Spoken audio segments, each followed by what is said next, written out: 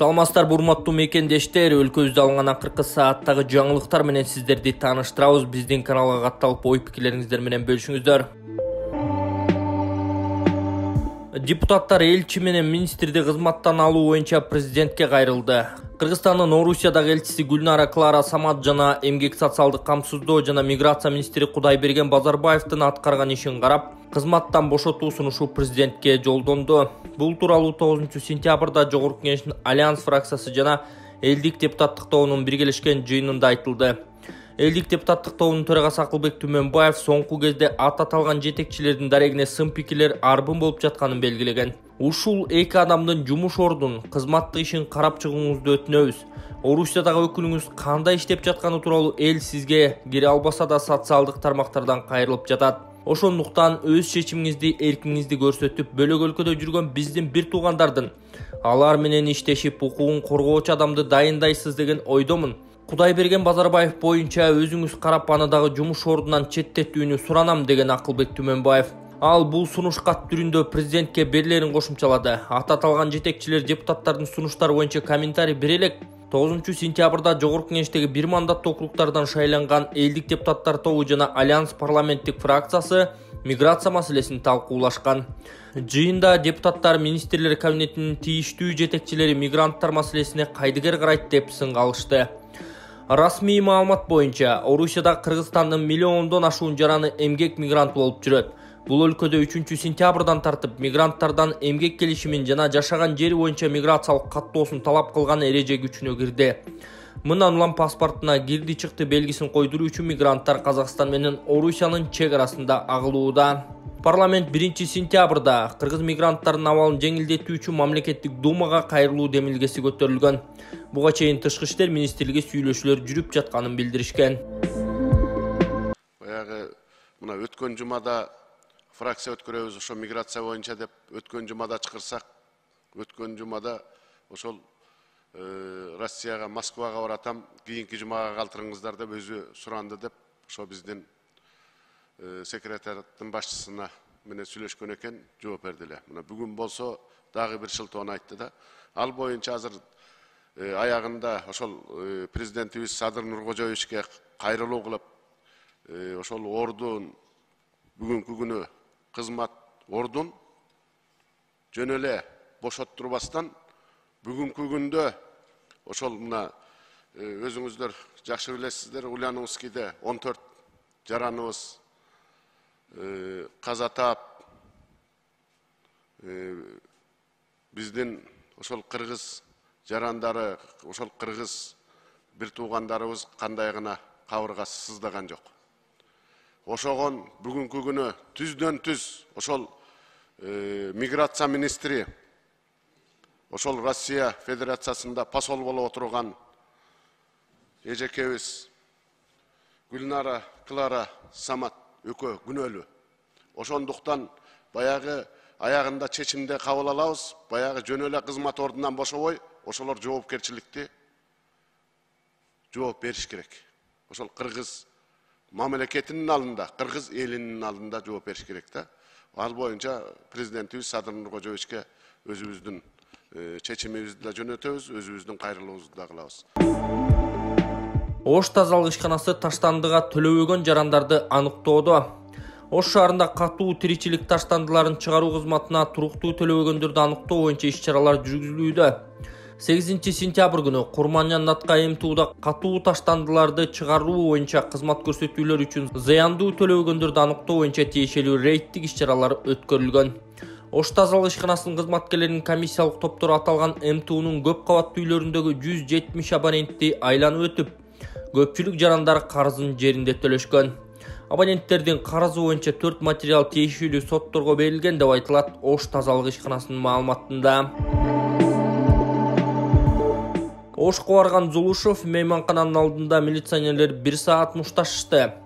Ош шаарында милиция кызматкерлери башкы прокурор Курманкул Зулушев токтогон мейманкананын алдында 1 саат мушташышкан. Бул тууралуу ал Кара Суу районунун жашоочулары менен жолукканда билдирди. Эсиңизерге салсак, Зулушев президенттин тапшырмасы боюнча бийлик өкүлдөрү менен Ош жана Баткен облустарынын тургундары менен жолугушууларды өткөрүүдө. Милиция көчө балдар менен аралашып калыпсыздар. Мейманканага башкы прокурор келди. ИИМдин орун басары келди. Милиционерлер 1 саат мушташты. Бир карыш турган ички иштер башкармалыгынан ыкчам топ келбейт. Акырындап келип аларды милиционерлерди кошо кое берип артынан кетип калды. Камерадан бүт көрүп чыктым. Катуу жаза колдонуңуздар. Элдин ыйлаганы чын экен. Азыр чакырсак эч ким келбейт дешти. Жөнөкөй кызматкерге чейин караңыздар, деди Зулушев. Айрым ЖМКлардын маалыматында Ош шаарындагы мейманкананын алдында Ош облустук милициясынын 10 бөлүмүнүн жана Кара Суу райондук ички иштер башкармалыгынын кызматкерлеринин ортосунда түшүнбөстүк жаралган.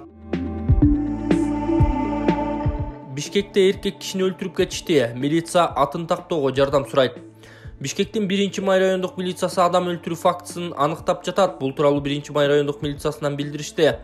2022 жылдын 1-августунда Панфилов көчөсүндөгү таштанды челектердин жанындагы чатырдын артынан күч колдонуу менен өлтүрүлгөн белгисиз адамдын жансыз денеси табышкан.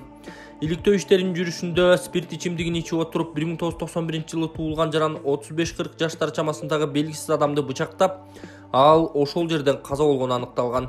Аталган факты каттоого алынып кылмыш иши козголгон, шектүү кармалып камакка алынган. Эгерде бул кылмыш иши тууралуу маалыматы бар жарандарды укук коргоо органдары 102 кызматына кабарлап коюуну суранат.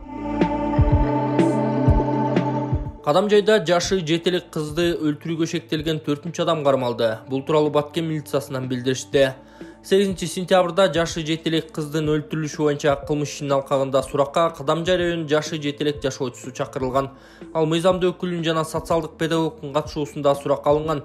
Тергөө амалдарынын жыйынтыгы менен суракка алынган жашы 7 элек өспүрүм өзгөчө оор кылмыш ишин жасоого шектелип кармалган. Учурда ал убактылуу кармоочу жайда 9-сентябрь күнү Кадамжай райондук сотунун чечими менен кармалган өспүрүмгө карата 2 айга камакка алуу бөгөт жарасы тандалды. Садыр Жапаров Елизавета II-нин өлүмүнө байланыштуу көңүл айтты.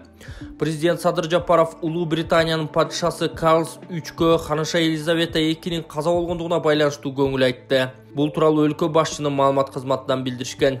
Улуу даражалуу ханыша Елизавета II каза болгондугу тууралуу кабар Кыргызстанда терең кайгыруу менен кабыл алынды.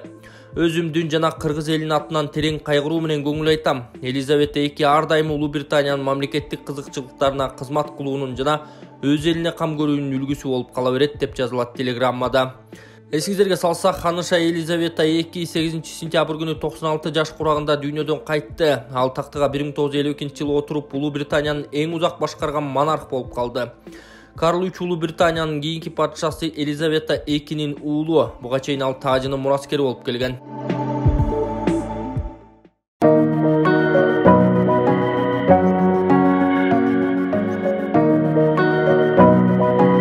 Көптөн бери максат кылып, аракет кылып жүргөн күн болду.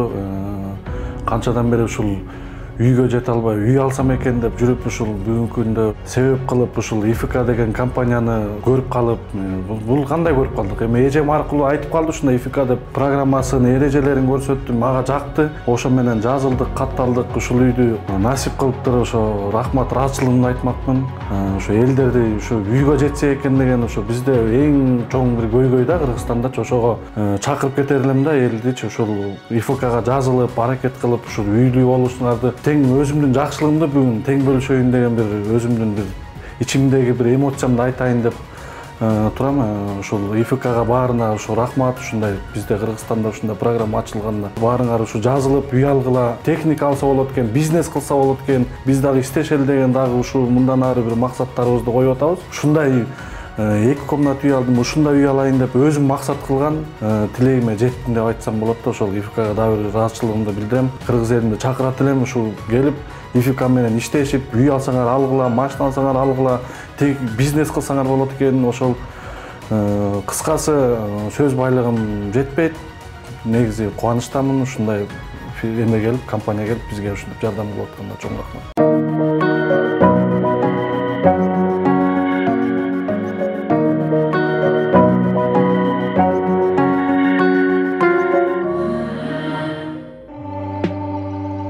Парламенттин жыйынына келбеген Эдил Байсаловдун жоопкерчилиги каралат. Жогорку Кеңештин Альянс фракциясы жана элдик топ миграция маселеси боюнча биргелешкен жыйынын өткөрүштү. Бирок бир жума мурда чакыруу жиберилгенине карабай, эмгек, социалдык камсыздоо жана миграция министри Кудайберген Базарбаев жыйынга келген эмес. Ордуна орун басары келип, министр өзү мамлекеттик катчы менен жолугушууга кеткенин айткан.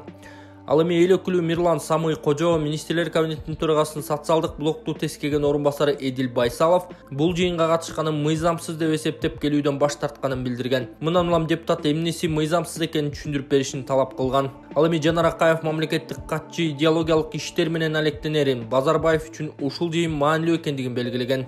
Себеби депутаттар көйгөйдү чечүү жолдорун сунуштап, Россиянын Мам Думасындагы кесиптештерине кайрылууну карашкан. Тазабек Икрамов аткан эмнелердин бири дагы мигрант болгон эмес, ошондуктан бул маселеге кайдыгер карашууда деп сыпаттаган. Мындан башка бир катар депутаттар эки аткан эмнелерге карата чара колдонууну талап кылышкан. Натыйжада экөөнүн жоопкерчилигин кароо боюнча эки фракциянын чечимин чыгарып, министрлер кабинетинин төрагасына жибере турган болушкан.